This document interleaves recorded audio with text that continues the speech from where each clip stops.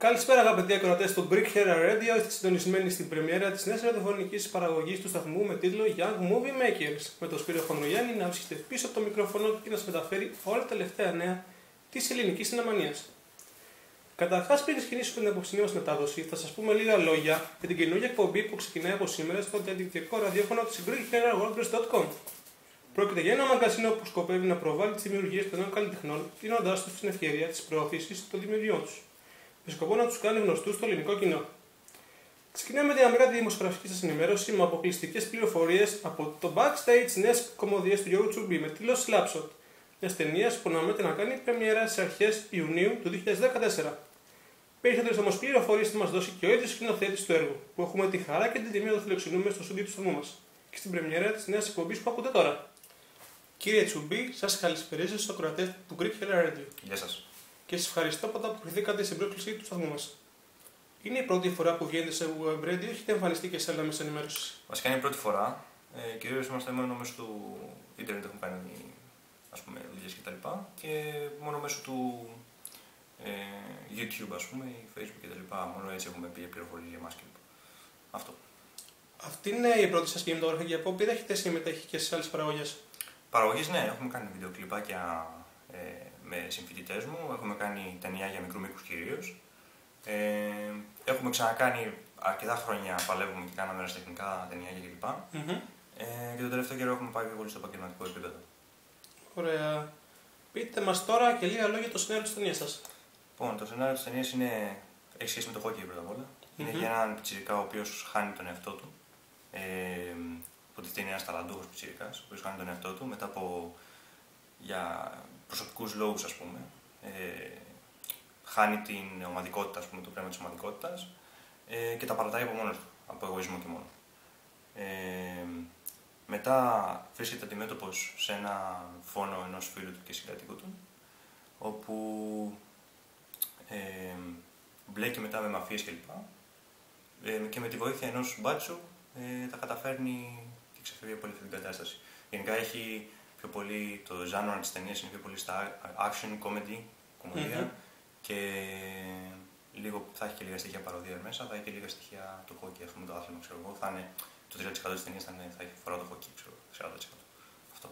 Πολύ ωραία. Πείτε μου όμως, για ποιο λόγο κάνετε ταινία για το hockey και όχι για κάποιο άλλο σπόρο που είναι πιο γνωστό στη χώρα μας, όπως το ποδόσφαιρο ή το μπάσκετ? Για το συγκεκριμένο λόγο, γιατί δεν είναι γνωστό στη χώρα μας και γιατί θα ήταν μια μεγάλη ευκαιρία να διαφημιστεί λίγο παραπάνω, έστω και λίγο παραπάνω από την ταινία και όσο μπορούμε δηλαδή. Θα βοήθαγε πολύ και το άθλημα και βασικά και από τις δύο πλευρές. Το άθλημα θα βοήθαγε την ταινία και η ταινία το άθλημα, κάπως έτσι. Γενικά από πιτσιρικάς, ας πούμε, έχω μια αγάπη για το άθλημα, είναι και ένας άλλος λόγος. Είμαι μισός από τον Καναδά, είναι και αυτός ένας λόγος. Και γενικότερα έχω μια, ευαισθησία στο συγκεκριμένο. Πολύ ωραία. Ξέρετε μήπως άμα υπάρχει επαγγελματικό πρωτάθλημα χόκκι στη χώρα μας? Υπάρχει. Δεν είναι επαγγελματικό, αλλά είναι πιο πολύ στο ερασιτεχνικό επίπεδο. Υπάρχουν γύρω στις 7 με 8 ομάδες. Σε μία από αυτές είμαι και εγώ, η οποία είναι καινούρια. Τώρα, φέτος άνοιξε. Και παλεύουμε να μαζέψουμε αθλητές κλπ. Και παίκτες. Τώρα, όσον αφορά τις ομάδες, υπάρχουν και οι μισές είναι στη Θεσσαλονίκη και οι άλλες μισές είναι στην Αθήνα. Υπάρχουν παγοδρόμια, αλλά υπάρχουν μικρά παγοδρόμια. Γι' αυτό το λόγο είναι και ερασιτεχνικό επίπεδο, δεν δίνουν τα λεφτά που πρέπει κλπ. Αλλά γενικότερα το παλεύουν το άθλημα, άσχετα ότι δεν τους αφήνουν να πάνε μπροστά. Τα υψηλότερα κεφάλια, ας πούμε. Μάλιστα, όμως επειδή πολλοί κόσμος δεν ξέρει πολλά για αυτό το άθλημα, που ένας από αυτούς είμαι και εγώ, μπορείτε με την ιδιότητα του αθλητή να μας εξηγήσετε πώς παίζετε? Παίζεται ακριβώς, βασικά έχει τη λογική του ποδοσφαίρου. Όποιος βάλει γκολ, είναι μικρότερες οι αποστάσεις, είναι περίπου οι αποστάσεις του μπάσκετ, ας πούμε, να σας δώσω ένα παράδειγμα. Παίζεται με όσους παίκτες παίζει και το μπάσκετ, με 5 παίκτες, αλλά είναι ένα τέρμα, ένας τερματοφύλακας. Φάουλ δεν έχει κάρτες όπως το ποδόσφαιρο, είναι ποινή κάποιων ορισμένων λεπτών, εξαρτάται το επίπεδο του φάουλ. Υπάρχει contact ο ένας πάνω στον άλλο, δηλαδή υπάρχει φυσική επαφή και σύγκρουση στους παίκτες.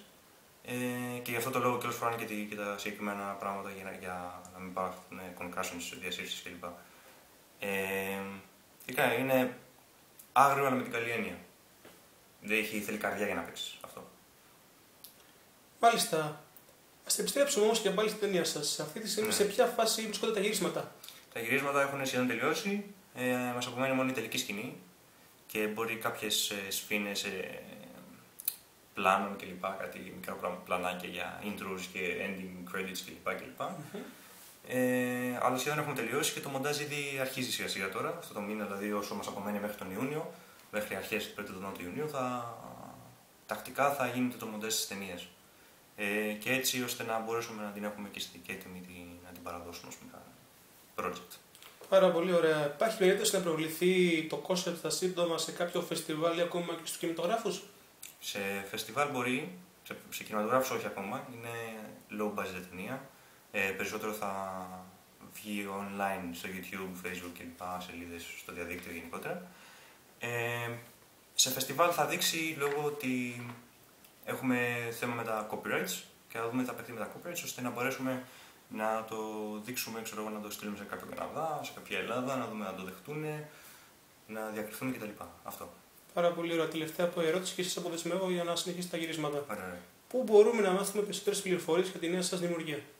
Μπορείτε μέσω, όπως σας είπα προηγουμένως, του Facebook, του YouTube. Υπάρχει μια δική μας σελίδα του GT Films.